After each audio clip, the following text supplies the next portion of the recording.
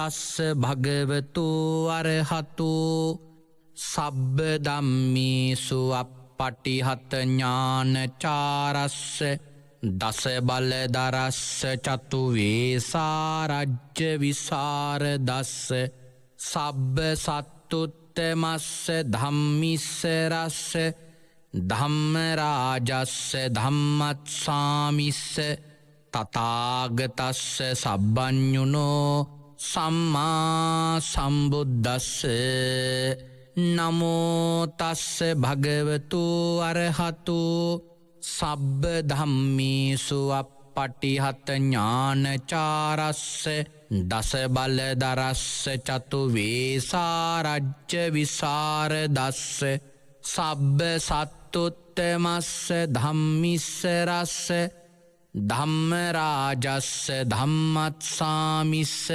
තථාගතස්ස සබ්බඤුනෝ සම්මා සම්බුද්දස්ස උතුම් වූ භාග්‍යවතුන් වහන්සේට මාගේ උතුම් නමස්කාරය වේවා. ධම්මස්වාමී ලෝකස්වාමී භාග්‍යවතුන් වහන්සේට අයිති ධර්මයක් දේශනා කරන මේ වෙලාවේ මාගේ මොවින් වැරදි වචනයක් පිට නොවේවා, මිත්‍යා දෘෂ්ටික වචනයක් පිට නොවේවා, මගේ අදහසක් ධර්මයට විරුද්ධව පිට නොවේවා. උතුම් වූ භාග්‍යවතුන් වහන්සේගේ සත්‍යම වූ බුද්ධ වචනය භාග්‍යවතුන් වහන්සේ සතුටු වෙන ආකාරයට දේශනා කරන්න මට ශක්තිය ලැබේවා. ඒ සඳහා සියලු ආර්යයන් වහන්සේලාගේ අනුග්‍රහය ලැබේවා. සියලු සත්පුරුෂයන් වහන්සේලාගේ අනුග්‍රහය ලැබේවා. සියලු ශාසනාරක්ෂකයින් වහන්සේලාගේ අනුග්‍රහය ලැබේවා. හැම දිනාටම භාග්‍යවතුන් වහන්සේගේම ධර්මය අවබෝධ කරගෙන උතුම් චතුරාර්ය සත්‍ය ධර්මයම අවබෝධ කරගනිත්වා. සාදු සාදු සාදු. ධර්ම ශ්‍රවණාබිලාසී ශ්‍රද්ධා බුද්ධි සම්පන්න කාරුණික ගුණගරුක පින්වත්නි, අද දවසේදී මේ පින්වත් හැම දෙනාම මේ වෙලාවේ බලාපොරොත්තු වන්නේ භාග්‍යවත් අරහත් සම්මා සම්බුදුරජාණන් වහන්සේ විසින් ඔබෙත් මගෙත් නිවන පිණිස මහා කරුණාවෙන් දේශනා කොට වදාළ සුවාසූ දහසක් ධර්මස්කන්ධයන් අතරින් ඊ타මත්ම වටින ධර්මකාරණාවක් ශ්‍රවණය කරන්නටයි. අද මේ උතුම් වූ සද්ධර්ම දේශනාව මුළු මහත් ලෝකයා කිරීම මහත් අනුකම්පාවෙන් දේශනා කරවන්නට ධර්ම දේශනාවේ දායකත්වයේ ගෙන කටයුතු කරනු ලබන්නේ මහරගම නාවින්න වීර මාවත පදිංචි එච්.ඩී.එස්. පෙරේරා මහතා සහ ආදරණීය එකම පුතුණුවන් වන දිනුක් රන්දිර පෙරේරා පුතුණුවන් ඇතුළු පවුලේ පින්වත් පිරිස. අපි ඒ පින්වතුන්ට දේශනාව අවසානයේ පුණ්‍යානුමෝදනා කිරීමේ අරමුණින් අදත් ඉරිදා ධර්ම දක්ෂිනා ධර්මානුශාසනාව ආරම්භ කරන්නටයි බලාපොරොත්තු වන්නේ. අද ධර්මදේශනාව සඳහා බොහෝම විශේෂ කාරණාවක් අපි ධර්ම මාතෘකාව හැටියට තෝරගත්තා. ඒ තමයි භාග්‍යවතුන් වහන්සේ ඊටාම වැදගත් කරුණක් අපට ධර්ම කාරණාවක් හැටියට ඉස්මතු කරපු තැන. දවසක් බුදුරජාණන් වහන්සේගෙන් ආනන්ද හාමුදුරුවෝ අහනවා, ස්වාමීනි, මට හිතෙනවා කිව්ව මේ ශාසනී හරි අඩක්ම පවතින්නේ කල්යාණ මිත්‍රයෝ මත කියලා. භාග්‍යවතුන් වහන්සේ ඒ වෙලාවේ ආනන්ද හාමුදුරන්ට කියනවා, මාහේවං ආනන්ද මාහේවං ආනන්ද මාහේවං ආනන්ද. 3 වතාවක් මේක ප්‍රතික්ෂේප කරලා කියනවා, එහෙම කියන්න එපා ආනන්ද.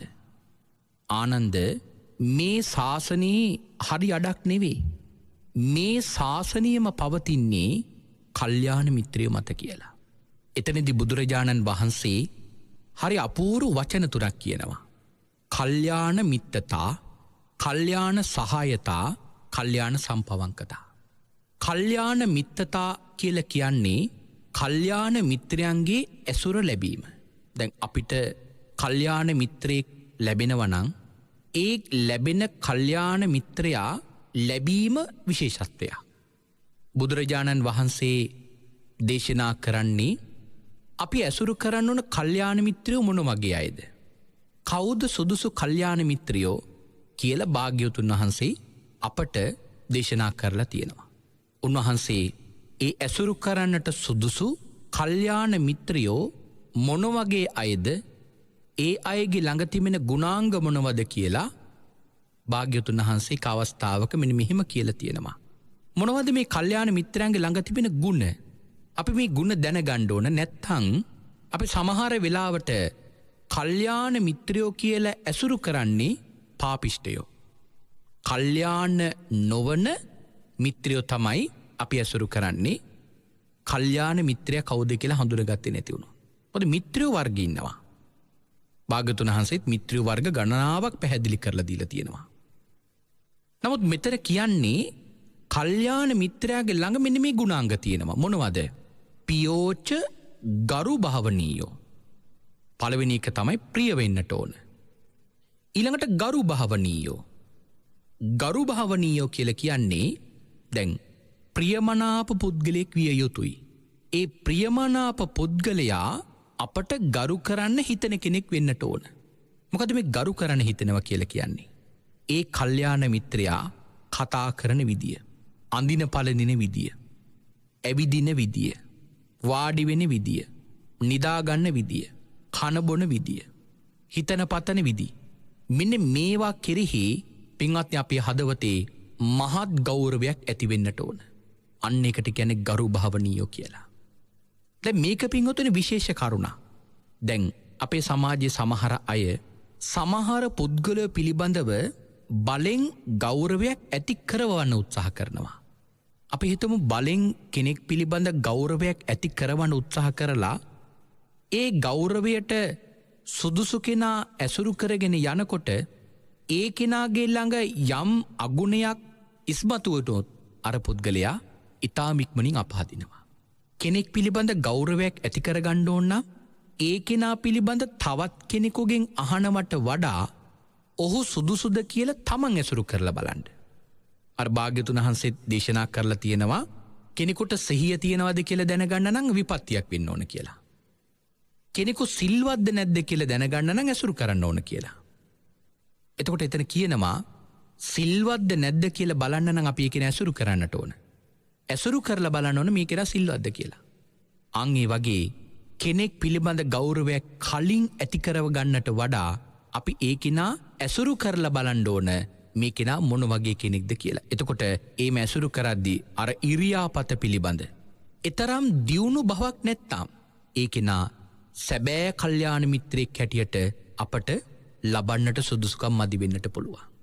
නමුත් අපි කල්යාණ මිත්‍රයෙක් කියලා කියන්නේ කාවද? ඒ කෙනාගේ ළඟ තියෙන ලක්ෂණ කෙරෙහි අපේ හදවතේ ගෞරවයක් ඇති වෙන්නට ඕන. මෛත්‍රී සාගත කතාවක් නැත්තම්, අඳින පළඳින කන බොන විදි, ඇවිදින විදි, වාඩි වෙන නිදාගන්න විදි පිළිබඳව හික්මීමක් නැත්තම්, ප්‍රත්‍ය පිළිබඳව ගිජු වෙච්ච කෙනෙක් නම් එහෙම කෙනෙක් කෙරෙහි පින්වත්නි අපේ හදවතේ ගෞරවයක් ඇති වෙනව හරි අඩුයි. නමුත් අපට ඒ කෙරෙහි ගෞරවයක් ඇති කරගන්නට නම් අපි බලන්න ඕන මේ කෙනාගේ ළඟ මේ සුදුසුකම් තියනවාද කියලා. ඊළඟට තුන්වෙනි ලක්ෂණය තමයි වත්තා. මොකද මේ වත්තා කියලා කියන්නේ? වත්තා කියලා කියන්නේ තමන්ගේ ළඟ යම්කිසි වරදක් තියෙනවා නම්, අඩුපාඩුවක් තියෙනවා නම් ඒ වරද, ඒ අඩුපාඩුව ඒ වෙලාවෙදිම පෙන්වල දෙන කෙනෙක් වෙන්නට ඕන. මෙන්න මේක තවත් විශේෂ ලක්ෂණයක් කල්යාණ මිත්‍රයන්ගේ ළඟ තියෙන. දැන් මම කලින් සඳහන් කරානේ අපි සමහර වෙලාවට කල්යාණ මිත්‍රයෝ කියලා ඇසුරු කරනවා පාපී මිත්‍රයෝ.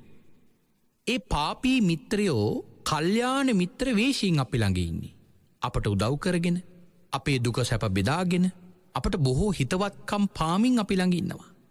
නමුත් ගොඩක් මිත්‍රයෝගේ ළඟින් අපට නොවෙන යුතුයකමක් තියෙනවා. ඒ තමයි අපි වරදක් කරන වෙලාවට ඒ වරද පින්වතුන් අපට පෙන්වලා දෙන්නේ නැහැ හරියට.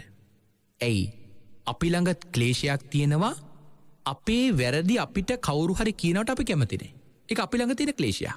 අපි ළඟ අඩුපාඩුකමක් තියෙනවා නම් ඒ අඩුපාඩුකම පින්වතුනි කවුරු හරි අපිට පෙන්වලා දෙනවා නම් අපට ඒකේ තරම් කැමති දෙයක් නෙවෙයි. සමහරවිට ඒක න ඇසුරු කරන්නත් අපි එච්චර කැමති නෑ. නමුත් කල්යාණ මිත්‍රයෙක් පින්වතුනි එහෙම නෑ. කල්යාණ මිත්‍රය කියලා කියන්නේ කවුද? වරදක් දකින්න යම් වෙලාවකද දැකපු ගමන් පින්වතුනේ වරද අපිට පෙන්වලා දෙනවා.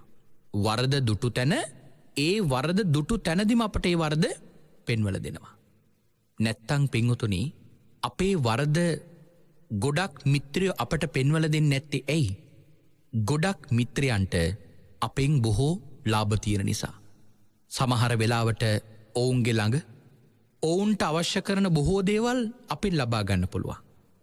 ඔවුන්ට තියෙනවා සිතක් මේ කෙනාට මේක කියලා දුන්නොත් මේ කෙනා මට මේ සලකන එක නතර කරයි. මට ලැබෙන තියෙන දේවල් නොදෙයි. ඒ නිසා ගොඩක් මිත්‍රයෝ තමන්ගේ යහළුවෙක් වරදක් කරද්දී සමහර වෙලාවට ඒ වරද වර්ණනා කරනවා. සමහර වෙලාවට ඒ වරදට උදව් කරනවා. නමුත් තමන්ට ඒ වෙලාවට සමහරලාවට ඒ කෙනා ඊටාම හොඳ කෙනෙක්, ඊටාම සත්පුරුෂ කෙනෙක් හැටියට පේන්නට පුළුවන්. නමුත් කවදාහරි දවසක කරපු වරද නිසා තමන් යම් වේදනාවක් පසුතැවිල්ලක් විඳින දවසක තමන්ට තේරෙවි අනේ එදා අරගෙන මට මේ දේ කියලා දුන්නා නම් අද මම මේ තත්ත්වයට පත් වෙන්නේ නැහැ කියලා. නමුත් ඒක සිද්ධ වෙනකොට බොහෝ කල් ගිහිල්ලා. ඒක සඳහන් කරන්නේ මේ මිත්‍රයෙක් කියලා කියන්නේ වරදක් දුටු තැන වරද පෙන්වලා දෙන්නට ඕන. හැබැයි සාමාන්‍යයෙන් සඳහන් කරලා තියෙන්නේ ආර්යයන් වහන්සේලා ඇසුරු කරද්දී. ආර්යයන් වහන්සේලා ඇසුරු කරනකොට ඒ ආර්යයන් වහන්සේලා කෙනෙකුගේ වරදක් පෙන්වලා දෙන්නේ එක්කෝ එක්වරයි එක්කෝ දෙවරයි. ධර්මයේ සඳහන් කරලම තියෙනවා ආර්යයන් වහන්සේලා දේවතාවකට වඩා වරද පෙන්වලා දෙන්නේ නැහැ කියලා. දැන් ඒ වගේ අපිට කෙනෙක් වරදක් කරනකොට ඒ කරන වරද සමහර වෙලාවට පින්වතුනි අපට මිත්‍රයෙක් නිසා එක්වරක් කියලා දෙන්න පුළුවන්. දෙවෙනි වරත් කියලා දෙන්න පුළුවන්. හැබැයි එතනින් යහා පැත්තටත් ඔහු ඒ වරද කරනවා නම් නිහඬ වෙලා ඉන්න තරමට වටිනවා. සමහර වෙලාවට ඒ වරදින් ඔහු යම් පාඩමක් පසු කාලීනව ඉගෙනගෙන අරක තේරුම් ගනීවි. ඒ නිසා ආර්යයන් වහන්සේලා ගොඩාක් වෙලාවට කෙනෙකුට එක්වරක් දෙවරක් වරද පෙන්වලා දෙනවා කියලා තමයි ධර්මයේ විශේෂයෙන්ම පින්වතුනි සඳහන් කරලා තියෙන්නේ.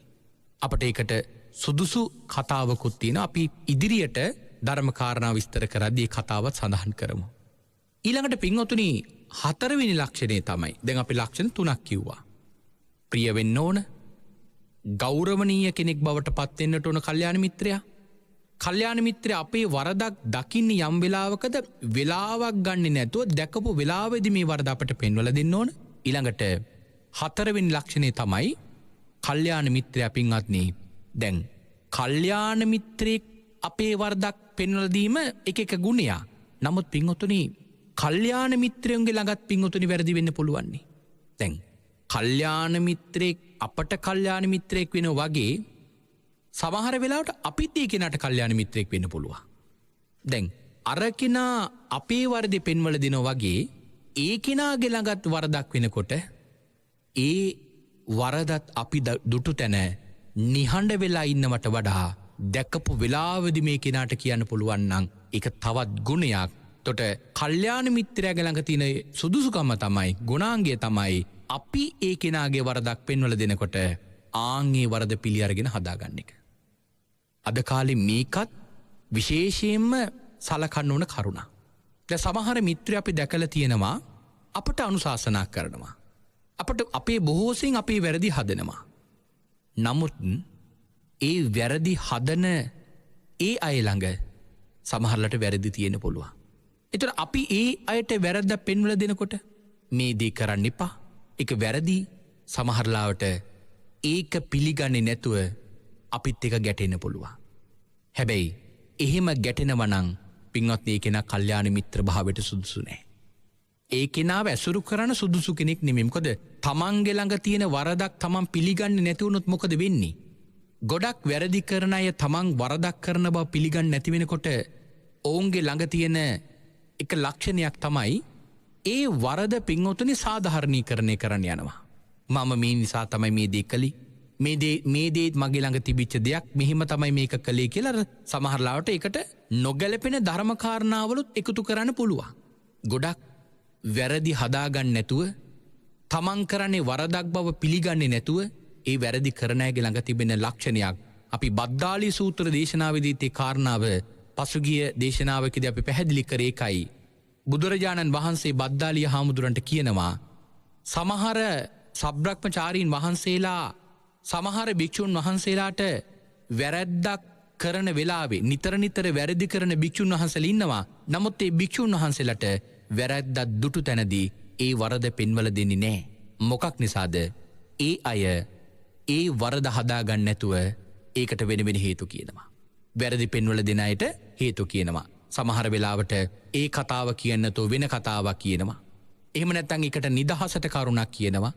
එහෙම නැත්නම් වරද පෙන්වල දෙන කෙනාට දොස් කියනවා. ද්වේෂයක් ඇති කරගන්නවා වරද පෙන්වල දෙන කෙනා කෙරෙහි. එහෙම නැත්නම් ඔහු මාන්නයක් ඇති කරගෙන ඒ කාරණාව කෙරෙහි ඒක හදාගන්න නැතුව ඉන්නවා. එතකොට එහෙම අයට අර සබ්‍රක්‍මචාරින් වහන්සේලා වැරදි දැක්කත් නිහඬ වෙලා එනවා වරද පෙන්වල දෙන්න යන්නේ නැහැ. මොකද වරද පෙන්වල දෙන්න තරම් සුදුසු කෙනෙක් නෙවෙන නිසා. හැබැයි මතක තියාගන්න තමන්ගේ වැරදි කවුරු හරි පෙන්වල දෙද්දී ඒ කෙනාට විරුද්ධව තමන් කටයුතු කරනවා නම් තමන්ට පින්වතුනි සසරට වෙන්නේ මහා අනර්ථයක්. හැබැයි බලන්න ඕනේ මේ කෙනා මගේ සැබෑවටම වරදක්ද මේ පෙන්වල දෙන්නේ නැත්නම් මොහුගේ මාන්නයක් ඇති කරවන්න. දැන් සමහර පිරිස සමහර වෙලාවට තවත් කෙනෙක්ගේ වරදක් පෙන්වල දෙනවා තමන්ගේ ගුණයක් ඉස්මතු කරව ගන්න ඕන කමට. මේ කාරණාවල් පින්වතුනි අපි බොහොම සියුම්ව තේරුම් කරගන්න ඕන කාරණාව. කෙනෙකුගේ වරදක් පෙන්වල දෙනවා. දැන් උදාහරණයක් හැටියට කියනවා සමහර වෙලාවට කියන්න පුළුවන් බලන්නකෝ අද කාලේ මේ මිනිස්සු හරියට පන්සිල් පද පහවත් රකින්නේ නැහැ. එහෙම නැත්නම් කියන්න පුළුවන් බලන්නකෝ මේ මිනිස්සු අද කාලේ පොයේ දවසකට 8 සිල්වත් සමාදන් වෙන්නේ නැහැ. සමහරවිට මේ දෝෂාරෝපණය කරන කෙනා ඒකින් ඉස්මතු කරන්න පුළුවන් තමන් පන්සිල් රකින්නවා. එහෙම නැත්නම් තමන් 8 සිල් රකින්නවා. දැන් මීට වඩා බොහෝ වෙනත් උදාහරණයක් ගන්න පුළුවන්. ඒ වගේ තමන්ගේ යම්කිසි ගුණයක් ඉස්මතු කරගන්න ඕන කමට තව කෙනෙකුගේ වරදක් පෙන්වල දෙනවා. හැබැයි වංචනිකව තමන්ගේ ළඟ තියෙන අර ක්ලේශයක් ඉස්මතු වෙලා තමන් තුළ මාන්නයක් ගොඩනගෙනවා. මෙන්න මේවා කෙරෙහි අපි හැම වෙලාවකම පින්වතුනි සිහියෙන් කටයුතු කරන්නට ඕන. එහෙම නැත්නම් අනිත් අයගේ වැරදි හදන්න ගිහිල්ලා අපි ඊට වඩා ලොකු වැරදිකාරයෙක් බවට සංසාරේපත් වෙලා දඬුවම් බිඳින්න ලැබෙනවා. ඒ නිසා දැන් වරද පෙන්වල දෙන කෙනාගේ ළඟත් අඩුපාඩුකම් තියෙන පුළුවන්. ඒ වෙලාවට ඒ කෙනාගේ අඩුපාඩුකමුත් අපි පෙන්වල දෙන්න ඕන. හැබැයි මිත්‍ර භාවයෙන්. මොකද නැත්තම් ඒ කෙනා තමන්ගේ වරදක් දැන් මගේ වරදක් කවුරු හරි පෙන්වල දුන්නු නිසා සමහර වෙලාවට අර කෙනාගේ වරදක් හොය ඉඳලා වරදක් හොයාගෙන කියන්න පුළුවන්. ඒක මෛත්‍රී සහගත නැහැ. ඒ තුලින් ඔහුටවත් මටවත් දියුණුවක් ඇති උනේ නැහැ. මොකද දේශයෙන් තමයි ඔහුගේ වරද අපි පෙන්වල දෙන්නේ. එහෙම නෙවෙයි. ඒ කෙනාගේ වරදක් පෙන්වල දෙනකොටත් මිත්‍ර භාවයෙන් මේ කෙනා මේ වරද කරලා සංසාරේ බොහෝ කාලයක් දුක් විඳින කෙනෙක් බවට පත් වෙනවා කියලා හිතලා පින්වතුනි ඒ කෙනාට ඒ වරද පෙන්වල දෙන්න. එහෙම නැති වුණොත් Tamanටත් ඒකෙන් වෙන්නේ අනර්ථයක්. දැන් උතනදී දැන් කල්යාණ මිත්‍රයාගේ ළඟ තිබෙන ගුණාංගය මොකද්ද? වචනක්කමෝ කියලා කියන්නේ තමන්ගේ වරදක් කවුරු හරි කෙනෙක් පෙන්වල දෙනකොට ඒක බොහෝම ගෞරවයෙන් පින්වතුනි පිළිගන්නවා. උදාහරණයක් කියනවා නම් අපේ සාරිපුත්ත හාමුදුරුවෝ. සාරිපුත්ත මහරහතන් වහන්සේ පින්වත්නි බොහෝ භික්ෂුන් වහන්සේලාට අවවාද අනුශාසනා දෙන උත්තමී. මේ ශාසනයේ ගුණ අධික ආර්යයන් වහන්සේ සාරිපුත්ත මහරහතන් වහන්සේ. නමුත් දවසක් සාරිපුත්ත මහරහතන් වහන්සේගේ මේ චීවරේ කොනක් බොහොම සුළු කොනක් බිම ගෑවෙනවා. විනය ශික්ෂාපදයක් තිබෙනවා සිවුරු අඳින්න ඕන පිළිවෙල. නමුත් ඒ විනය කාරණාව බිඳගෙන සාරිපුත්ත මහරහතන් වහන්සේගේ අතින් ඒ වරද වෙනවා. 7 හැවිරිදි සාමණේරයන් වහන්සේ නමක් මේක දකිනවා. උන්වහන්සේ සාරිපුත්ත මහරහතන් වහන්සේට කියනවා ස්වාමීනි ඔබ වහන්සේගේ සිවුරේ කොනක් බිම ගෑවෙනවා. ඒ වෙලාවේදී සාරිපුත්ත හාමුදුරුවෝ මදක් අහකට ගිහිල්ලා හරියට සිවුර හදාගෙන අර සාමණේරයන් වහන්සේගේ ළඟට ඇවිල්ලා හත්හැවරිදි සාමණේරයන් වහන්සේට අත් දෙක එකතු කරගෙන වැඳගෙන කියනවා ආචාර්යනී දැන් හරිද කියලා. ආචාර්යනී දැන් හරිද කියලා අහනවා. බලන්න පින්වතුනි මොන තරම් නිහතමානීද. අපි පසුගිය දවසක අර ආර්යයන් වහන්සේලාගේ ගුණ කියද්දී මං බොහොම විශේෂ කරුණක් ඔබට මතක් කළා. ඒ තමයි බුදුරජාණන් වහන්සේගේ ශාසනයේ සැබෑ ශ්‍රාවකයන් වහන්සේලා මොන වගේ අයද? සංඝරත්නය කියලා කියන්නේ මොන වගේ පිරිසක්ද කියලා හරියට දැනගන්නට නම් මේ ශ්‍රාවකයන් වහන්සේලා පිළිබඳව ලියවිච්ච මේ කතා කියවන්න. ඒවා ඉගෙන ගන්නකොට සැබෑවට මේ ශ්‍රාවකයන් වහන්සේලාගේ ගුණය මොන වගේද කියලා පින්වතුන් අපට හොයාගන්න පුළුවන්. දැන් සාරිපුත්ත මහරහතන් වහන්සේ මොන තරම් පින්වතුනි ගුණාධිකද?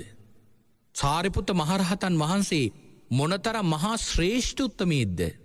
උන්වහන්සේ අත් දෙක එකට එකතු කරගෙන සාමණේරයන් වහන්සේට සාමණේරයන් වහන්සේගෙන් අහනවා ආචාර්යනී දැන් හරිද කියලා. බලන්න පින්වතුනි නිහතමානීකම. අන්න එකට තමයි වචනක්කමෝ කියලා කියන්නේ. දැන් සාරිපුත්ත හාමුදුරුවන්ගේ ළඟ වත්තා කියන ගුණයක් තියෙනවා. මොකද කෙනෙක් වරදක් කළොත් දැන් සාරිපුත්ත හාමුදුරුවන්ගේ ගුණ 16ක් දේශනා කරලා තියෙනවා භාග්‍යවතුන් වහන්සේ. ගුණ 16න් එකක් තමයි වත්තා. වරදක් කළොත් ඒ වරද ඒ වෙලාවෙම කියනවා. පාප ගරහි. පාපයේ ගරහනවා. පාපයේ කිසි වෙලාවක වර්ණනා කරන්නේ නැහැ. ඊළඟ ගුණාංගේ තමයි මේ වචනක්කමෝ. වචනක්කමෝ කියලා කියන්නේ තමන් වහන්සේගේ වරදක් කවුරු හරි පෙන්වලා දුන්නොත් ඒ වරදත් බොහෝම නිහතමානීව හදා ගන්නවා. ඊළඟට පින්වතුනි ගම්බීරංච කතං කන්තා. මොකද මේ ගම්බීරංච කතං කන්තා කියලා කියන්නේ? දැන් කල්යාණ මිත්‍රයෝ ඇසුරු කරනකොට අපට ලොකු ලාභයක් තියෙන්නට ඕන. ඒ අයත් එක්ක කතා කරනකොට, ඒ අයත් එක්ක එකට ඉන්නකොට ඒ අයගේ ළඟ තිබෙන ගුණාංග අපේ ජීවිතයට පුරුදු වෙන්නට ඕන. පින්වත්නි මේ ගම්බීරංච කතං කන්තා කියලා කියන්නේ ඒ පිරිස එක්ක කතා කරනකොට හැම වෙලාවකම පින්වතුනි මේ ගැඹුරු කතාවක් තියෙන්නට ඕන. මොකද මේ ගැඹුරු කතාවක් කියලා කියන්නේ? දැන් උදාහරණයක් කියනවා නම් කතා බහක් කරන්න එකතු වෙච්ච වෙලාවක ධර්ම කතාවක් කතා කරන වෙන්නට පුළුවන්. දැන් සමහර අය කතා කරන එකතු වුණායින් පස්සේදී එක්ක කාගේ හරි අගුණයක් කියනවා, කාගේ හරි වරදක් විවේචනය කරනවා, කාට හරි දොස් කියනවා, යම් කිසි කෙනෙක්ව අපහසුතාවයට පත්කරන්න යම් සැලසුමක් හදනවා. එහෙම වෙන්න පුළුවන්. නමුත් එහෙම කියන වාරයක් ගානේ පින්වත්නි තමන්ට කොච්චර අකුසල් වෙනවද කියලා තමන් දන්නවද? පින්වතුනි තමන් ජීවිතේ කාව හරි විවේචනය කරනවා කියලා කියන්නේ කිසියම්මෝ කෙනෙකුගේ වරදක් තවත් කාත් එක්ක හරි කියනවා කියලා කියන්නේ එක එක්තරා පැත්තකින් කේලමක්. පින්වතුනි සංසාරේ අති දීර්ඝ කාලයක් මහා දුක් විඳින විපාකයක් බවට ඒකපත් වෙනවා. කතා බහ කරද්දී බොහෝම සිහියෙන් පින්වතුනි හැම වෙලාවකම කතා බහ කරන්න. අපි හිතමු තව කවුරු හරි කෙනෙක් Tamanට කාගේ හරි ගැන කේලමක් කියනවා. ඒක වරදක් වෙන්නත් පුළුවන් නොවෙන්නත් පුළුවන්. නමුත් හිතන්නකෝ අපි කාගේ හරි ගැනක් එහෙම කියනකොට ඒ අහන කෙනා ඒ කාරණාව අහලා අර වරද කරපු කෙනා එහෙම නැත්නම් අපි කතා කරන පුද්ගලයා පිළිබඳ මොනතරම් ද්වේෂයක් ඇති කරගන්නවද? ඒ හිතේ දේශ සහගත සිතක් උපද්දුනේ කාගේ කතාව අහලාද? මම කියපු කතාව අහලා. එතකොට ඒ සිතේ ද්වේෂයක් උපද්දවන්න පුළුවන් වුණා නම් මගේ කතාව අහලා ඒක නිසා මට කොච්චර පව් සිද්ධ වෙනවද? ඒක තමයි මේ කේලමක තියෙන බරපතලකම. අර පේතවත්වෙත් එක කතාවක් තියෙනවනේ. දවසක් එක හාමුදුරු නම එක්තරා පන්සලකට ගිහිල්ලා ඒ පන්සලේ බොහෝම මිත්‍ර සබ්‍රක්‍මචාරින් වහන්සේලා දෙනමක් වැඩ ඉන්නවා. මේ දෙනමත් එක්ක අර ආගන්තුක හාමුදුරුවෝ පිණ්ඩපාතේ වඩිනවා. එහෙම වඩිනකොට ගමේ ඉන්න පිරිස අර සබ්‍රක්‍මචාරින් වහන්සේලා දෙනම කුළුපග නිසා බොහෝ සෙයින් උපස්ථාන කරනවා. ආගන්තුක හාමුදුරු මේක දකිනවා. මොනතරම් මිත්‍රද මේ ගමේ පිරිස මේ හාමුදුරුවොත් එක්ක මේ මිත්‍ර භව මට ලබා ගන්න පුළුවන් නම් කියලා සිතුවිල්ල කරාග ආගන්තුක හාමුදුරන්ට හිතෙනවා. පින්වත්නි මේ තෙරුන් වහන්සේ පන්සලට ඇවිල්ලා අර සබ්‍රක්‍මචාරින් වහන්සේලා දෙනම ඇතුලේ ගැටුමක් ඇති කරනවා. කොහොමද? උන්වහන්සේලා දෙනම ගැන කියාගන්නේ පිංගුතුනි ගුණ. ආගන්තුක හාමුදුරන්ටත් එක හාමුදුරුව කෙනෙක් කියන්නේ අර අනිත් හාමුදුරන්ගේ ගුණ, ඒ හාමුදුරුව කියන්නේ අනිත් හාමුදුරන්ගේ ගුණම විතරයි. පින්වත්නි, අර ආගන්තුක හාමුදුරුව ගිහලා එක හාමුදුරුව කෙනෙක් මුණ ගැහලා කියනවා, ආයුෂ්මත් ස්වාමීනි, ඔබ වහන්සේ කොච්චර සත්පුරුෂද කියලා මට තේරෙනවා. ඔබ වහන්සේ අර අනිත් හාමුදුරුව ගැන පුදුම විදියට ගුණ කතා කරන්නේ. පුදුම විදියට ඔබ වහන්සේ ඒ හාමුදුරන්ගේ ගුණ කියන්නේ. නමුත් ස්වාමීනි, මම මේ ඔබ වහන්සේට කියන ඔබ වහන්සේට දැනගන්න, ඒ හාමුදුරුවෝ නම් ඔබ වහන්සේ ගැන ගුණ නෙවෙයි කියන්නේ. ඒ හාමුදුරුවෝ ඔබ වහන්සේ පිළිබඳව අගුණයක්ම තමයි කියන්නේ. මේ පන්සල ප්‍රත්‍ය පිළිබඳ කැමතිලා ඔබ වහන්සේ මේ පන්සලේ ඉන්නවා කියලා තමයි ඒ හාමුදුරුවෝ මට ඔබ වහන්සේ ගැන කිව්වේ. ඊළඟට අනිත් හාමුදුරුවන්ගේ ළඟට ගිහිල්ලත් අර හාමුදුරුවෝට කියපු ටික ඒ විදිහට මේ හාමුදුරුවන්ටත් කියනවා. ඔබ වහන්සේ අර හාමුදුරුවෝ ගැන ගුණමයි කියන්නේ. නමුත් ඔබ වහන්සේ ගුණ කිව්වට ඒ හාමුදුරුවෝ ඔබ වහන්සේ ගැන කියන අගුණයක්මයි. දැන් මෙහෙම දෙනම අතර ගැටුමක් ඇති කෙරෙව්වා. දෙනමම පවට බයයි ලැජ්ජ නිසා දෙදෙනාම අනවබෝධයෙන් එකිනෙකා සාකච්ඡා නොකර පන්සලින් පිට වෙලා ගියා. දැන් අර ආගන්තුක හාමුදුරන්ට පන්සල අයිති වුණා. අවසානයේදී මේ ප්‍රශ්නේ निराකරණය වෙනවා. උන්වහන්සේලා දෙනම එක්තරා දවසකකට මුණ ගැහිලා කතා බහ කරනකොට ප්‍රශ්නේ निराකරණය වුණා. නමුත් අර කේලම් කියලා ගැටුමක් ඇති කරවපු හාමුදුරුවෝ මරණින් මතුව ප්‍රේත භවයක ඉපදුනා. බලන්න පිංගුතුනි, තමන්ට ලැබෙන ලාභය ගැන හිතලා තමන් මොනතරම් අනර්ථයක්ද පිංගුතුනි කරගත්තේ. ඒ නිසා තමන් හැම වෙලාවකම බලන්න තවත් කෙනෙක් පිළිබඳ කතා කරනකොට ඒ කෙනා කෙරෙහි මේ ද්වේෂයක් කෙනෙකුගේ හිතේ ඇති කරවන කියලා කියන්නේ තමන් කරගන්නේ පිංගුතුනි මහ බරපතල කුසල කර්මයක්. ඒ නිසා කාගේ හරි වරදක් තියෙනවා නම් ඒ වරද කරන කෙනාට පිංගුතුනි වරද කියලා දෙන්න. ඒක තමයි සත්පුරුෂයා කියලා කියන්නේ. ඒක තව තැන් වල කියවන එක පිංගුතුනි ගුණාංගයක් හැටියට පිංගුතුනි තමන් හිතන්නට එපා. ඒක අසත්පුරුෂ ගතිය. ඒක නුගුණ ධර්මයක්. තමන්ටත් බොහෝ අකුසල් රැස් වෙන දෙයක්. දැන් මේ ගම්බීරංච කතං කන්තා කියලා කියන්නේ මේ කල්යාණ මිත්‍රෙක් එක්ක කතා කරනකොට කතාව ඉවරුනාම, ඒ කතාව අවසන් වුණාම පිංගුතුනි අපට ජීවිතයට ගත යුතු බොහෝ කාරණාවල් ඒ කතාව නිමා වුණාම අපට අහන්න පුළුවන්. බොහෝ කාරණාවල් අහන්න පුළුවන්. බොහෝ ධර්ම කාරණාවල් ඇහෙන්න ඕන. ගැඹුරු කතාවක් කියලා කියන්නේ ඒක ධර්ම කතාවක්, ප්‍රඥා ගෝචර කතාවක්, ශ්‍රද්ධා සම්පන්න කතාවක්, යහපත් කතාවක්, එහෙම කතාවක් වෙන්නට ඕන. ඒ නිසා පින්වත්නි, කල්යාණ මිත්‍රයෝ ඇසුරු කරදී මෙන්න මේ ගුණයක් තියෙනවද කියලා බලන්න ඕන. කතා බහ කරනකොට ඒ කතා බහ කරද්දී ඔවුන්ගේ ළඟ මොන වගේ කතාවක්ද තියෙන්නේ කියලා හැම වෙලාවකම පරීක්ෂා කරලා බලන්නට ඕන. 6 වෙනි ලක්ෂණය තමයි නෝ වට්ටානේ නියෝජකෝ.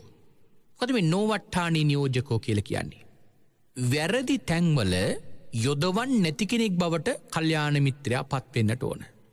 දැන් මේකත් විශේෂ ගුණයක්.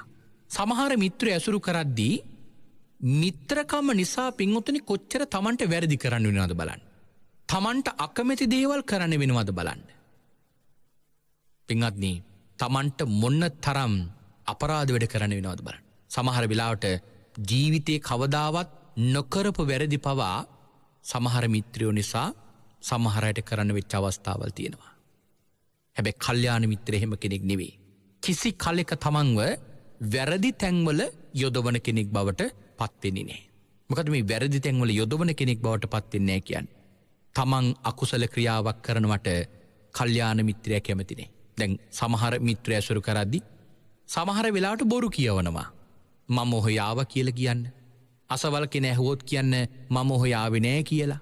මම මෙහෙම කතාවක් ඔබත් එක්ක කළා කියලා කියන්න එපා. කිව්වේ නැහැ කියලා කියන්න. කොයිතරම් පින්වතුනි බොරු කියන්නේ වෙනවද? බොරු කියවනවද කල්යාණ මිත්‍රයෝ කියන මිත්‍රයෝ අපි ළඟ ඉඳගෙන. නමුත් එහෙමයි පින්වතුනි මිත්‍රයෝ වෙන්නේ නැහැ. සමහර වෙලාවට ප්‍රාණඝාත කරවන්න, සොරකම් කරවන්න, කාමී වර්ධව හැසිරවන්න මේවට උදව් කරනව වෙන්න පුළුවන්. ඒ අය මිත්‍රයෝ නෙවෙයි. ඒ අය අසත්පුරුෂය. එමනම් පින්වතුනි, ඔබ මේ මිත්‍රයෝ නම්, කල්යාණ මිත්‍රයෝ නම් ඇසුරු කරන්නේ බලන්න තමන්ව පිහිටුවන්නේ මොන වගේ තැන්වලද? දැන් කල්යාණ මිත්‍රය හැම වෙලාවකම බලන්නේ මොකද්ද?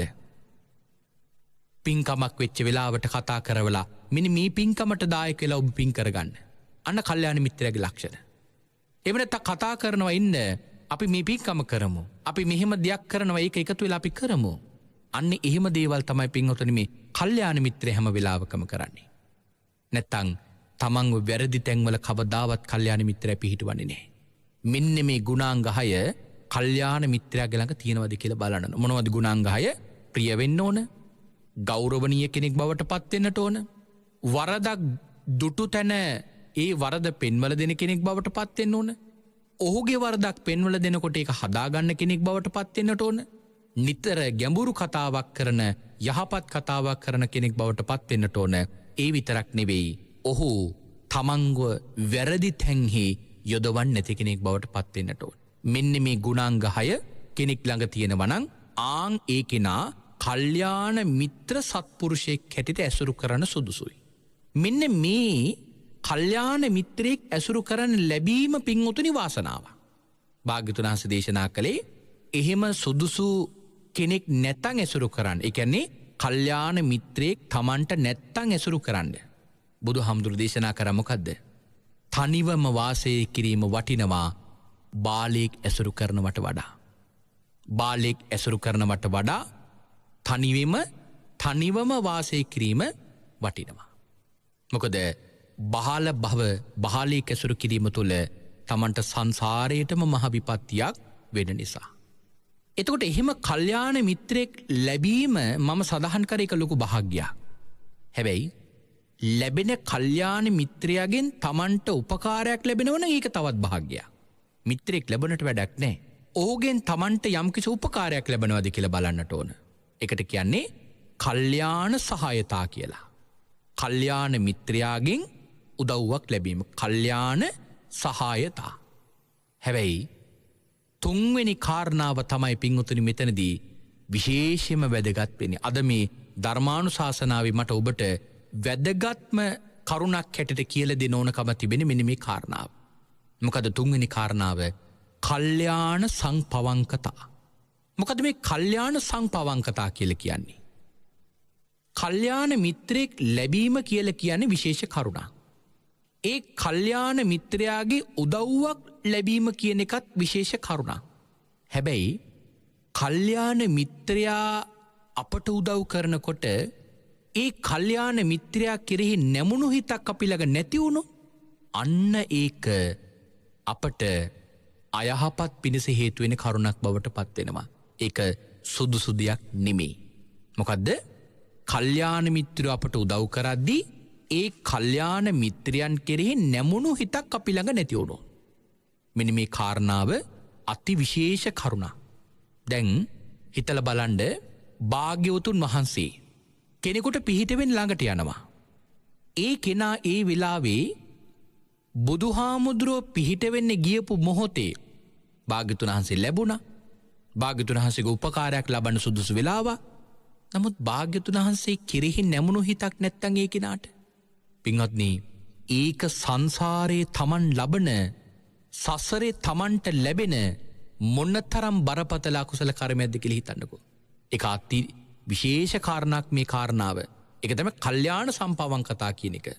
කල්යාණ මිත්‍රයන් දෙස නැමුණු හිතක් අපි ළඟ තියෙනට ඕන කියන කාරණාව. ඒක අපි ළඟ තියෙන්න ඕන දෙයක්. ඒක කල්යාණ මිත්‍රයන්ගේ ළඟ තියෙන දෙයක් නෙමෙයි. පින්වතුනි මෙන්න මේ ගුණය අප තුළ දියුණු කරගත්තේ නැති වුණොත් සසරට පින්වතුනි ඒක අපට ලොකු ප්‍රශ්නයක් වෙනවා. සංසාරේ විනාශයට හේතු වෙන කරුණක් බවට පත් වෙනවා මේ කල්යාණ මිත්‍රයන්ට නැමුණු හිතක් අපි ළඟ නැති වුණොත්. උදාහරණයක් සඳහන් කරන්නම්. බුදුරජාණන් වහන්සේ දේවදත්ත හාමුදුරන්ට කොච්චර උදව් කරාද? දේවදත්ත හාමුදුරු මහාන කළා. දේවදත්ත හාමුදුරු උපසම්පදා කළා. දේවදත්ත හාමුදුරන්ට 이르දියාදී මේ ප්‍රාතිහාර්ය ලබන්න කමටහන් ලැබලා දුන්නා. මොනතරම් මිත්‍ර භාවයෙන් භාග්‍යවතුන් වහන්සේ දේවදත්ත හාමුදුරන්ට පිහිට වුණාද? නමුත් දේවදත්ත හාමුදුරෝ ඒ එකක්වත් සත්පුරුෂ දෙයක් හැටියට වටහා ගත්තද? වටහා ගත්තේ නෑ. දවසක් දේවදත්ත හාමුදුරුවෝ භික්ෂුන් වහන්සේලා එකට එකතු කරගෙන කතා කරනකොට භික්ෂුන් වහන්සේලා කියනවා පින්වත් දේවදත්තයන් වහන්සේ බුදුරජාණන් වහන්සේ ඔබට කොච්චර උපකාර කරාද? මොනතරම් භාග්‍යවතුන් වහන්සේ ඔබට සැලකුවද? ඔබට මේ වගේ උපකාර භාග්‍යවතුන් වහන්සේ කළා. භාග්‍යවතුන් වහන්සේ කෙරෙහි දැන් ඔය අමනාපකමක් තියෙනවා නම් ඒක නැති කරගන්න කියලා කියනවා. පින්වතුනි දේවදත්ත හාමුදුරුවෝ තමන් වාඩි වෙලා ඉන්න පොළොවෙන් තනකොළ ගහක කොළයක් පෙන්නලා කියනවා මහණෙනි මට බුදුරජාණන් වහන්සේගෙන් මේ තනකොළ ගහේ කොළයක් තරම්වත් උපකාරයක් ලැබුණේ නැහැ කියලා. බලන්න පින්වතුනි කොයිතරම් ගුණමක අදහසක්ද? භාග්‍යවතුන් වහන්සේ කාරණාව භික්ෂුන් වහන්සේලා භාග්‍යවතුන් වහන්සේට කියද්දී භාග්‍යවතුන් වහන්සේ කියනවා මහණෙනි පුදුමයටපත් වෙන්න ඕන කරුණක් නෙවෙයි. දේවදත්ත මේ භවයේදී විතරක් නෙවෙයි ඔහොම කියලා කිව්වේ පෙර භවයේදීත් ඔහොම කියලා තියෙනවා කියලා භාග්‍යවතුන් වහන්සේ ජාතක කතාවක් දේශනා කළා. එතකොට පින්වතුනි ඒ දේවදත්ත හාමුදුරන්ට බුදුහාමුදුරු කොච්චර උපකාර කරාද? පින්වතුනි මිලින්ද ප්‍රශ්නේදී නාගසේන හාමුදුරුවන්ගෙන් මිලින්ද රජතුමා අහපු ප්‍රශ්නයකදී ප්‍රශ්නයක් අහනවා ස්වාමීනි දේවදත්ත හාමුදුරුවෝ ඔය තරම් අපරාධයක් කරන බව බුදුහාමුදුරුවෝ දන්නවනම් ඇයි බුදුහාමුදුරුවෝ දේවදත්ත හාමුදුරුවෝ මහාන කළේ කියලා. ඒ වෙලාවේදී නාගසේන හාමුදුරුවෝ කියන්නේ මොකද්ද? දේවදත්ත හාමුදුරුවෝ කොහොමත් ඔය කියන අපරාධ ටික කරන බව භාග්‍යවතුන් වහන්සේ දන්නවා. හැබැයි දේවදත්ත හාමුදුරුවෝව මහාන කළේ මොකක් නිසාද?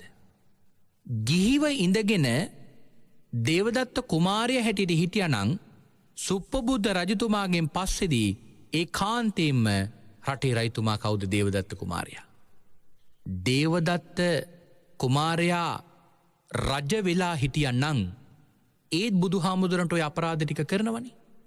හැබැයි බුදුරජාණන් වහන්සේ දැක්කා දේවදත්ත රජ වෙලා භාග්‍යවතුන් වහන්සේට ඔය අපරාධ ටික කළා නම් පින්වතුනි දේවදත්ත හාමුදුරුවෝ අවීචි මහා නිරේ ඉන්නවා මහා කල්ප ට්‍රිලියන එකක්. ඒ කියන්නේ 1.12ක් කියන තරම් කාලයක් අවීචි මහා නිරේ ඉන්නවා. මහා කල්ප කියලා කියන්නේ අන්තර්කල්ප 250ක් තියෙන එක මහා කල්පයකට. ඒ අන්තර්කල්පයක් කියලා කියන්නේ මනුස්ස වර්ෂ වලින් කියනවා නම් 86,40,000 කින් ඉලක්කම වැඩි කරන්න ඕන 1.140 කින් ඉලක්කමේ. අංක එක ලියලා 140ක් ලියලා වැඩි කරන්න ඕන ඒක 86,40,000 කින් ඉලක්කමේ. එතකොට ඒ එන පිළිතුර තමයි එක අන්තර්කල්පයකට තියෙන මනුස්ස වර්ෂ ගාන. එවැනි අන්තර්කල්ප 256කට කියන එක මහා කල්පයක් කියලා.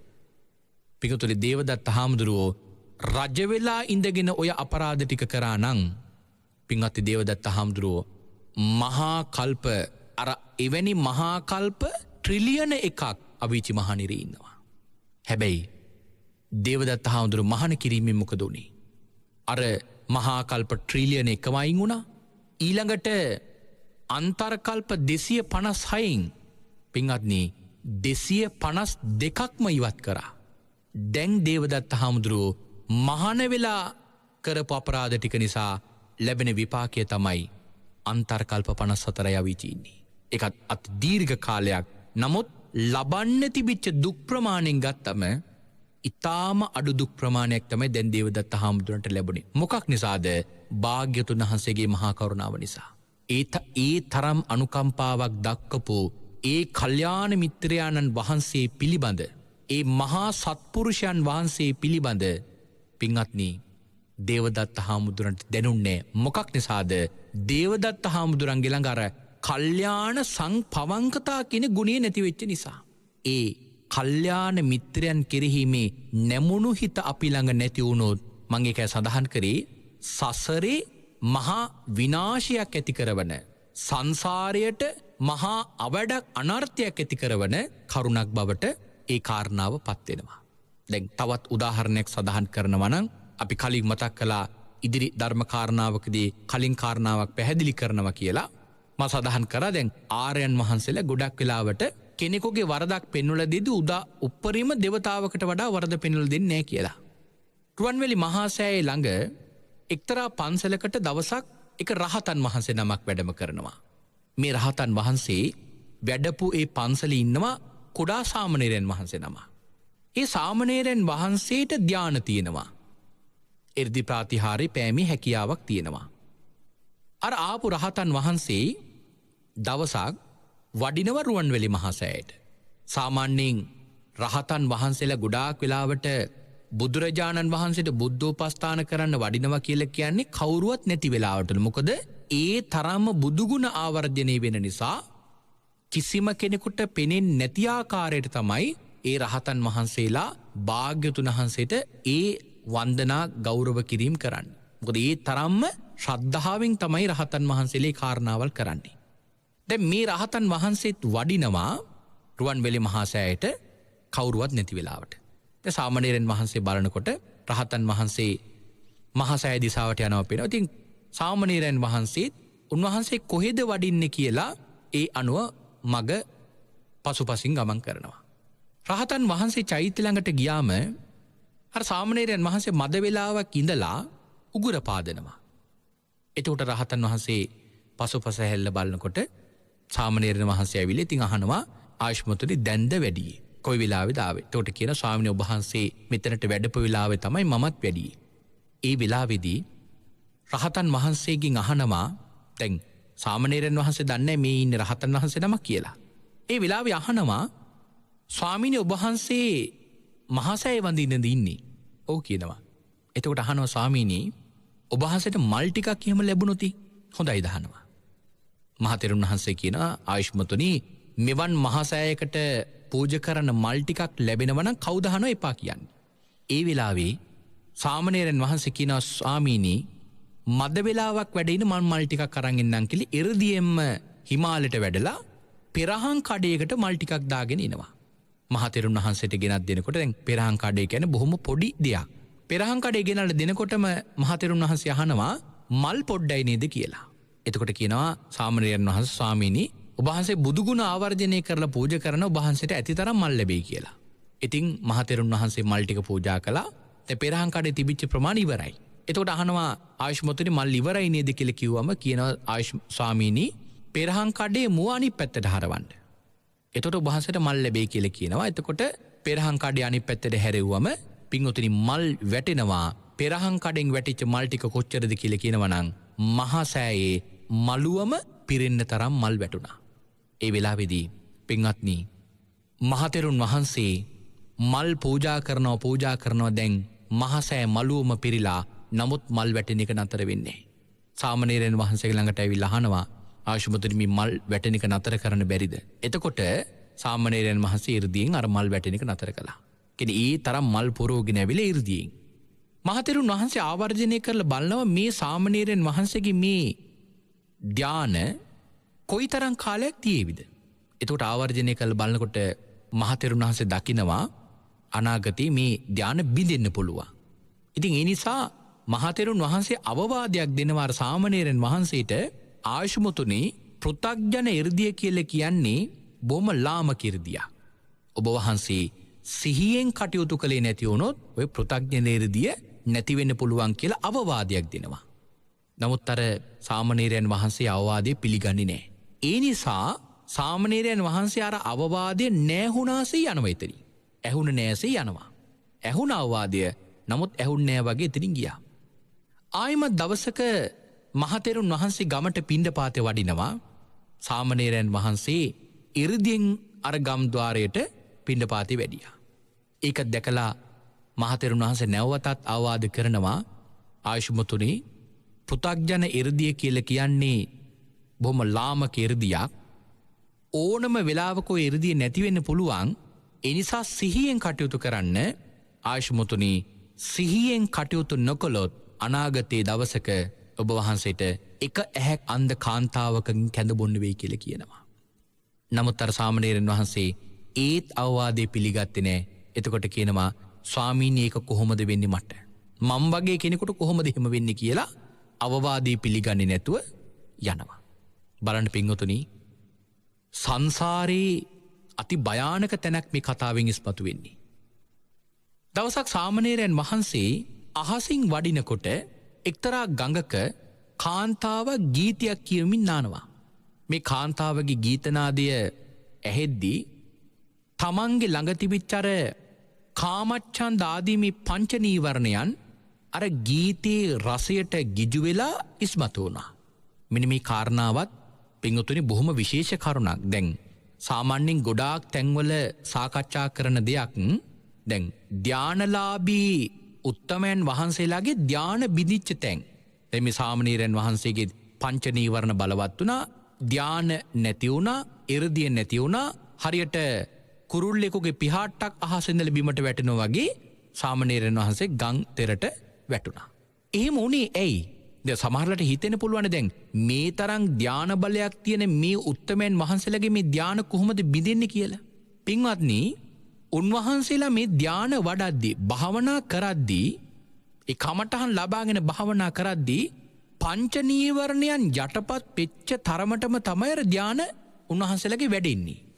ධාන ලබන්න නම් ප්‍රථම ධාන, ဒုတိ ය ධාන, තෘතිය ධාන, චතුර්ථ ධාන ආදී මේ ධාන මට්ටම් වලට යන්න නම් මේ පංච නීවරණයන් යටපත් වෙන්නට ඕන.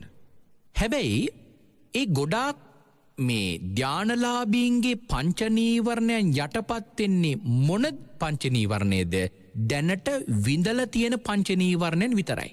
තමන්ගේ ළඟ දැනට තියෙන කාමච්ඡන්ද, ඒ කියන්නේ අපි හිතමු ඔන්න යම් රසවත් ආහාරයක් අනුභව කරලා තියෙනවා. එතකොට ඒ රසයට තියෙන ඇල්ම කාමච්ඡන්දය තමන්ගේ ළඟ තියෙනවා. ඒ කාමච්ඡන්දේ පින්වත්නි යට කරන්න තමන් දන්නවා. මොකද විඳපු දෙයක්නේ.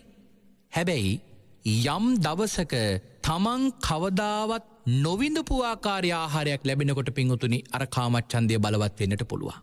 ඒක බලවත් වෙන්නට පුළුවන්. දැන් මේ සාමණේරයන් වහන්සේ මෙවැනි ගීත රසයක් කවදාවත් අහලා තිබුණේ නෑ ජීවිතේ. මේ අහපු පළවෙනි වතාව. එතකොට යටපත් කරගෙන තිබුණේ මොන ප්‍රමාණෙද? තමන් විඳලා තිබිච්ච ප්‍රමාණය විතරයි. ඒකනේ පින්වතුනි මේ ධානලාභීන්ගේ ධාන ඊටාම ඉක්මනින් නැති වෙන්නේ. ඒ ධාන බොහොම ඉක්මනින් යටපත් වෙන්න පුළුවන්. ධාන නැති වෙන්න පුළුවන්.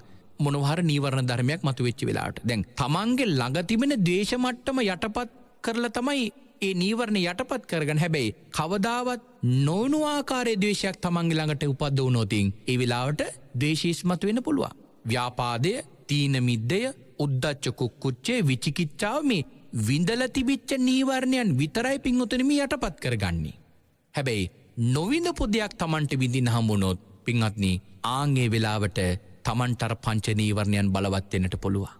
දැන් ඒකනේ සමහර වෙලාවට බොහෝ භික්ෂුන් වහන්සේලා උපවිදි වෙන්නේ. සමහරලාට බොහොම ධර්මයේ දන්න අය. නමුත් යම් යම් අවස්ථාවන් වලදී අර තමන්ගේ හිත පාලනය කරගන්න බැරුව තමන් ඒ කියන්නේ ධර්මයේ කාරණාව හරියට ග්‍රහණය කරගන්න බැරුව තමන් නොවිඳපු දෙයක් තමන්ට විඳින්න ලැබෙනකොට තමන්ට මේ කෙරේ තිබෙන ඇල්ම නැති වෙනවා. ඊළඟට අර ඒ අකුසලයට හිත නැමිලා ඒ අකුසල පක්ෂයේ තුලින් බොහෝ වෙලාවට උපවිදි වෙලා යනවා. ඒක දැන් ඕනම කෙනෙකු තුළ මාර්ගඵලයක් නොලබන ඕනම කෙනෙක් තුළ පින්වතුනි වෙන්න පුළුවන් දෙයක්. ඒක තමයි අපේ ධර්මයේ බොහෝ කතාවල තියෙනවා මේ ධානලාභීන්ගේ ධාන බිඳිච්ච තැන්. දැන් තව උදාහරණයක් කියනවා නම් අලම්බුසා ජාතකයේදී ඉසිසිංහ තාපසතුමා ධාන වඩලා අභිඥා ලැබපු කෙනෙක්.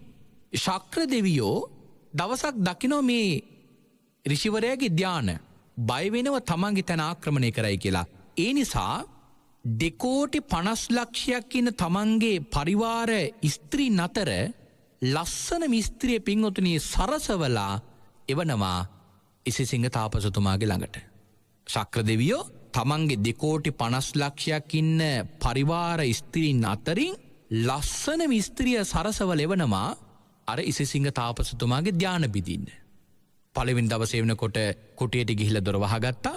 දෙවෙනි දවසේ දිව්‍යාංගනාව මනුස්ස ස්ත්‍රියක් මවාගෙන කුටිය ඇතුළට මෙනවා. තමන්ගේ හිත පාලනය කරගන්න බැරි වුණා. ස්ත්‍රියව වැළඳගත්තා. තමන් සිහි මූර්ජා වෙලා වැටුණා. අවුරුදු 3ක් සිහි මූර්ජා වෙලා හිටියා. එහෙම උනේ ඇයි? ඒ ඉසිසිංහ තාපසතුමා යටපත් කරගෙන තිබුණේ තමන් දැකපු විඳපු මට්ටමේ කාමච්ඡන්දේ විතරයි. හැබැයි නොවිඳපු මට්ටම තමන්ට ආවම ඒක දරාගන්න තමන්ට ශක්තිය නැති වෙනවා. අන්න ඒ නිසාම තමයි සිහියෙන් හැම වෙලාවකම කටයුතු කරන්න කියලා කියන්නේ. දැන් භාග්‍යවතුන් වහන්සේ සිහිය කියන කාරණාව දැන් ශ්‍රද්ධාව වැඩි වුණොත් ප්‍රඥාව වැඩි වුණොත් ඊළඟට වීරිය වැඩි වුණොත් සමාධිය වැඩි වුණොත් වෙන්න පුළුවන් අනතුරු භාග්‍යවතුන් වහන්සේ කියලා දීලා තියෙනවා.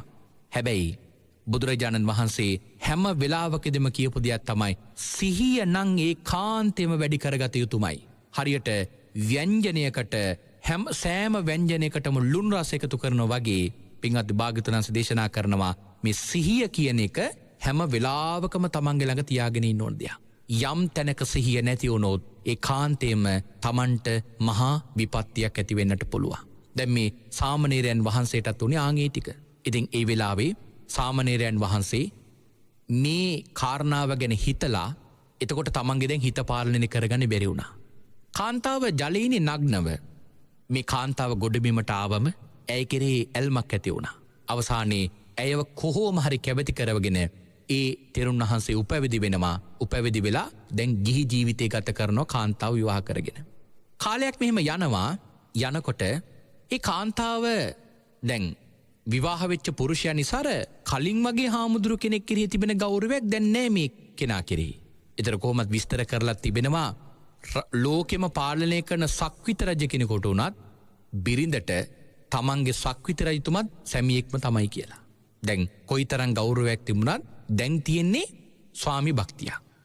ඉතින් දවසක් මේ කාන්තාව ස්වාමියා වැඩ කරන තැනට ආහාරගෙන ප්‍රමාද වෙනවා.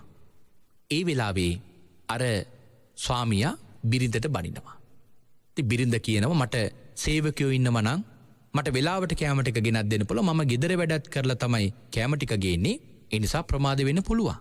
බිරිඳත් අනිත් පැත්තට ස්වාමියාට බනිනවා. ඒ වෙලාවේදී ස්වාමියාට කේන්ති ගියා. උල් කර ලීයක් උල් කර තමන් හිටියේ උල් කර ඉන්න ලීයෙන්ම විසිකල්ල ගැහුවා. ගහපු ලිය ගිහිලා වැදුනේ ඇහැ අන්ධ වුණා. මේක දැකපු පුරුෂයා බිම වැටි අඬන්න පටන් ගත්තා. වටේ ඉන්න මිනිස්සු ඇවිල්ලා හිත සනසනවා. මේ අඬන්නේ බිරිඳගේ ඇහැ අහිමි වෙච්ච නිසා තමන් නිසා කියලා හිතලා සනසවනවා. අපි බිරිඳව සුවපත් කරගමු කියලා. නමුත් ඔහු අඬන්නේ ඒකට නෙවෙයි. මොකටද අඬන්නේ? ඒ වෙලාවේදී තමයි තමන්ට සිහිය ආවේ අනේ එදා මට මුණ ගැහුනේ රහතන් වහන්සේ නමක් නේද කියලා. බලන්න රහතන් වහන්සේ නමක් මුණ ගැහෙද්දි තමන්ට ඒ වෙලාවේ අවවාදයක් ඉල්ලගෙන කමටහනක් ලබාගෙන තවදුරටත් වීරිය වඩන්නේ නැතුව අර කල්යාණ සංපවංකතා කියන තමන්ගේ ගුණය තමන්ගේ ළඟ නැති වෙච්ච නිසා බලන්න පින්වතුනි තමන්ට සංසාරේ මොනතරම් විනාශයක්ද උනේ කියලා. ඒ නිසා පින්වත්නි මෙන්න මේ කාරණාව අප තුල දියුණු කරගන්නට ඕන. මොකද සමහර වෙලාවට බුදුරජාණන් වහන්සේ අප ළඟට එන්න පුළුවන් සංසාරේ. දැන් භාග්‍යවතුන් වහන්සේක අවස්ථාවකදී එක තීර්ථකාරාමයකට වඩිනවා. තීර්ථිකයෝ 3000ක් මේ ස්ථානේ ඉන්නවා. 3000ම බුදුරජාණන් වහන්සේ බණක් කිව්වොත් වීරිය වඩලා 7 දිනකින් රහත් වෙනවා. 3000ම රහත් වෙනවා. ඒ තරම් පිනක් තියෙනවා. නමුත් බුදුරජාන් වහන්සේ දකිනවා මේ 3000න් එක්කෙනෙක්වත් කියන්නේ නැහැලු ස්වාමීනි ඔබ වහන්සේ කියනවා නම් දින 7ක් නෙවෙයි අවුරුදු 7ක් හරි අපි වීරිය වඩන්නන් රහත් වෙනවා නම් කියලා එක්කෙනෙක්වත් කියන්නේ නැහැලු. ඒ කියන්නේ භාග්‍යවතුන් වහන්සේගේ වචනේ පිළිගන්නේ මේ වෙලාවේ. ඇයි? සසරේ පින් කරලා තියෙනවා, දියුණු වෙලා තියෙනවා, කල්යාණ මිත්‍රෝ ලබන්නත්, උපකාර ලබන්නත් පින් කරලාගෙන තියෙනවා. නමුත් අර කල්යාණ මිත්‍රයන් දෙස නැමෙන හිත තමන් තුළ පුරුදු කරගෙන නැහැ. ඒ නිසා පින්වත්නි මෙන්න මේ ගුණය තමන් තුළ දියුණු කරගන්න හැම වෙලාවකම තමන් උත්සාහ කරන්න. තමන් සංසාරේ විශේෂ ප්‍රාර්ථනාවක් කරන්න. නිවන් දකින ජාති දක්වාම මට කල්යාණ මිත්‍රයන්ගේ ඇසුර ලැබේවා. කල්යාණ මිත්‍රයන්ගේ විශේෂ අනුකම්පාව ලැබේවා. සත්පුරුෂයන්ට කල්යාණ මිත්‍රයන්ට එරෙහිව සිතුවිලි මාත්‍රයක්වත් මගේ හිතේ නූපදීවා කියන මේ ප්‍රාර්ථනාව පින්වතුනි හැමදාම පින්කම් කර ඔබ කරන්න. මොකද මේ කල්යාණ සංපවංකතා කියන ගුණය Tamanට තරමටම සසරට ප්‍රයෝජනයක් වෙන නිසා. එමනම් කාලයක් නිමාවටපත් වෙලා තිබෙන නිසා අපි මේ දේශනාව මෙතකින් නිමාවටපත් කරමු. අද අපි ඔබට මේ දේශනා කරේ තමන් තුළ තමන්ට සංසරට අත්‍යවශ්‍යම වන විශේෂ කරුණක්. ඒ තමයි මේ කල්යාණ මිත්‍රයන් කෙරෙහි නැමුණු හිතක් තමන් තුළ උපදවා ගන්නට පුළුවන් නම් ඒ කාරණාව කොයිතරම් වැදගත්ද කියන කාරණාව කියන්නට ඕන නිසා. එමනම් අපි දේශනාව නිමාවටපත් කරනවා. නිමාවටපත් කරන මේ වෙලාවේ ඔබ හැම දිනාටම ප්‍රාර්ථනා කරනවා ධර්ම ශ්‍රවණය කරපු හැම දිනාටම නිවන් දකින ජාති දක්වාම කල්යාණ මිත්‍ර සත්පුරුෂයන්ගේ ඇසුර නිරන්තරයෙන්ම ලැබේවා. ඒ කල්යාණ මිත්‍ර සත්පුරුෂයන්ගේ ඇසුර ලබාගෙන ඔබ හැම දිනාටම ජීවිතේ සෑම කල්හිම ඔවුන් කෙරෙහි නැමුණු හිතක් උපදවාගෙන ඔවුන්ගේ ඇසුර ලබාගෙන සසර සුවපත් කර ගන්නටත් ඒ තුලින් නිර්වාණ මාර්ගයට යන්නටත් හැකියාව ලැබේවා කියලා ප්‍රාර්ථනා කරමින් අපි දේශනාව නිමාවටපත් කරනවා. අද මේ උතුම් සද්ධර්ම දේශනාව මේ විදිහට මුළු මහත් ලෝකයා කෙරෙහිම මහත් අනුකම්පාවෙන් දේශනා කරවන්නට දායකත්වයෙන් දරන පින්වතුන්ට පුණ්‍යානුමෝදනා කරනවා. දායකත්වයෙන් දරන්නේ මහරගම නාවින්න වීරමාවතේ පදිංචි එඩ්.එස්. පෙරේරා මහතා සහ දිනුක් රන්දිර පෙරේරා ආදරණීය කම පුතුණුවන් ඇතුළු පින්වතුන් විසින්. ඒ පින්වතුන් බලාපොරොත්තු වෙනවා තම ආදරණීය බිරිඳවන එමෙ නැත්නම් ඒ පුතුණුවන්ගේ මෑණියන් වන ඩී.වී. මංජුලා සඳමාලි දුල්දෙනිය මහත්මියට පින් අනුමෝදන් කරන්න. හදිසි අනුතුරකින් 2015 පළවෙනි මාසේ 20 වන දින හදිසි අනුතුරකින් වසර 31ක් ආයු වින්දනය කරලා එතුමිය මරණයට පත් වෙලා තියෙන්නේ. ඒ නිසා අපි මේ වෙලාවේ වසර 6ක් සම්පූර්ණ වීම නිමිති කරගෙන එතුමියට පින් අනුමෝදන් කරමු. ලක්ෂ සංඛ්‍යාත ශ්‍රාවක පිරිසක් අද මේ උතුම් සද්ධර්ම දේශනාව ශ්‍රවණය කරා. මේ උතුම් සද්ධර්ම දේශනාවෙන් ළඟා කරගත්තු සියලු පින් බලයෙන් එතුමියට පින් අනුමෝදන් වේවා. කිසිදු භවයක මෙවන් අකල් මරණයකට පත් නොවේවා. සසරේ පරම මනුසාවශම භුක්ති විඳින්නට මේ සියලු කුසල් හේතු වාසනා වේවා කියලා අපි සාදු කියා ප්‍රාර්ථනා කරමු. ඒ වගේම මෙවර ශිෂ්‍යත්ව විභාගය සඳහා පෙනී සිටින ආදරණීය පුතුණුවන්ට ආශිර්වාදය කරනවා. පුතුණුවන්ට නිදුක් භව නිරෝගී භව සැලසේවා. අධ්‍යාපනයෙන් ඉහළටම ගමන් කරන්නට අනාගතයේ සියලු බලාපොරොත්තු අපේක්ෂාවන් සමෘද්ධමත් කරගන්නට ඒ ආදරණීය පුතුණුවන්ට ශක්තිය ධෛර්යය ඥානාලෝකය ලැබේවා කියලා මේ වෙලාවේ සාදු කියා සෙත් ප්‍රාර්ථනා කළ ආශිර්වාදේ කරනවා. ඒ වගේම දේශිකානන් වහන්සේ වන පූජනීය මාතර මහින්ද ස්වාමින් වහන්සේටත් උතුම් ධර්මාවබෝධය ලැබේවා කියලා සෙත් ප්‍රාර්ථනා කරනවා. ඒ වගේම net fm කාර්ය මණ්ඩලෙ පින්වතුන්ටත් රටවාසී ලෝකවාසී හැම දිනාටමත් නිදුක් නිරෝගී දීර්ඝායුෂ සම්පන්නිය සැලසේවා කියලා ආශිර්වාදේ කරන්නට බලාපොරොත්තු වෙනවා. එමනම් ඒ සියලු යහපත් බලාපොරොත්තු පැතුමන් සියල්ලක්ම ස්වර ප්‍රකාරයෙන්ම සාර්ථකමත් වේවා. දායකත්වයේ දරන ඒ පින්වතුන්ටත් නිදුක් භව නිරෝගී භව සැලසේවා. ඒ වගේම ධර්ම ශ්‍රවණය කරපු ඔබ හැම දිනාටමත් නිදුක් භව නිරෝගී භව සැලසේවා කියලා ප්‍රාර්ථනා කරන ගමන් රැස් කරගත්තු ධර්ම දේශනාමය කුසලෙන් රැස් කරගත්තු සීල පින්වල බලෙන් පසුගිය දවසක මිය ගිය මාගේ ආදරණීය මෑණියන්ටත් මේ සියලු පින් අනුමෝදන් වෙලා භවගාමී ජීවිත සුවපත් වේවා. ඊට පෙර මිය ගිය මාගේ පියාණන්ටත් මේ සියලු කුසල් අනුමෝදන් වේවා. සසර ජීවිතය සුවපත් වේවා. ධර්ම මාර්ගයේ මේ ධර්ම කරුණු මට අඩුවක් පාඩුවක් නැතු උගන්වන මාගේ ගුරු දේවෝත්තමයන් වහන්සේටත් නිදුක් භව නිරෝගී භව සැලසේවා. අවසානයේ ඔබ අප හැම දිනාටමත් කෙටිම කාලයකින් පහසුම ආකාරයෙන් සුඛ සහගත ප්‍රතිපදාවෙන් සියලු දුකින් මිදෙම්වා. මේ සියලු කෙලෙස් බරින් නිදහස් වෙම්වා. අජර වූ අමර වූ නිවන ලැබ සැනසෙන්නට මේ කුසල් උතුම් පාරමිතාවක්ම වේවායි සාදු සාදු සාදු කියා ප්‍රාර්ථනා කරගමු. ආකාසට්ටහා ච බුම්මට්ටහා දේවානාගා මහිද්దికා පුඤ්ඤන්තං අනුමෝදිත්වා චිරන් රක්ඛන්තු සම්මා සම්බුද්ධ ශාසනං. ආකාසට්ටහා ච බුම්මට්ටහා දේවානාගා මහිද්దికා පුඤ්ඤන්තං අනුමෝදිත්වා චිරන් රක්ඛන්තු සම්මා සම්බුද්ධ දේශනං. ආකාසට්ටහා ච බුම්මට්ටහා දේවානාගා මහිද්దికා පුඤ්ඤන්තං අනුමෝදිත්වා චිරන් රක්ඛන්තු සම්මා සම්බුද්ධ ශාවකං.